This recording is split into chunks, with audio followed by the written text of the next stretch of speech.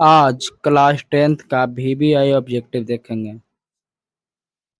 Physics का पहला lesson जिसका नाम है प्रकाश के परिवर्तन।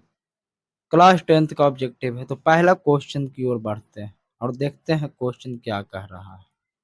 कह रहा प्रकाश की किरण गमन करती है, तो प्रकाश की किरण गमन करती है सीधी रेखा में। प्रकाश का वेग न्यूनतम होता है कांच में। मोटर गाड़ी के चालक के सामने लगा रहता है उत्तल दर्पण।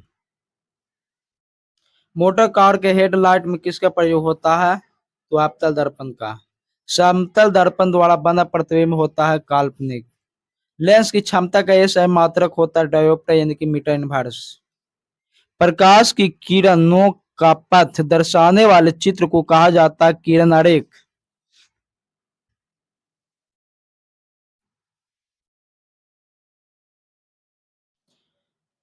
दो डायोप्टर क्षमता वाले लेंस का फोकसांतर होता है 50 सेंटीमीटर।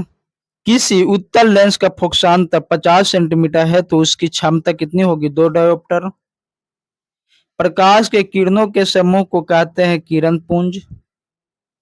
उत्तल लेंस की क्षमता होती है धनात्मक, अवतल लेंस की क्षमता होती है ऋणात्मक।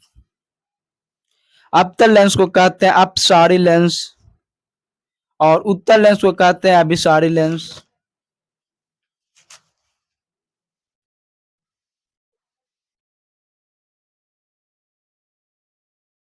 लेंस बनाने के लिए प्रयुक्त नहीं किया जाता है, मट्टी का प्रयोग नहीं किया जाता है। किस दर्पण से हमेशा वस्तु से छोटा प्रतिबिंब प्राप्त होता है, तो उत्तल।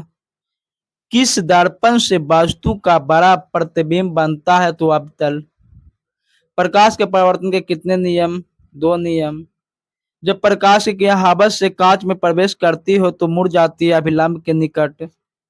फोटोग्राफी कैमरा का भी दृश्यक होता है उत्तल लेंस में। साइड मिरर के रूप में प्रयुक्त होता है उत्तल दर्पण।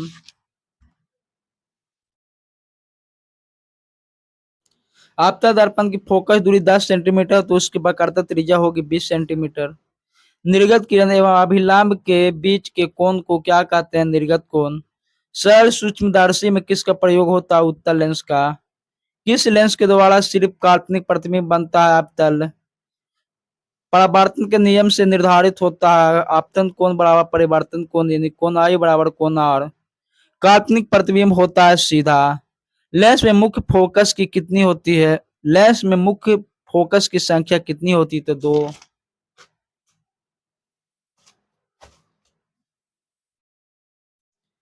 सर्च लाइट का परावर्तक सतह होता है,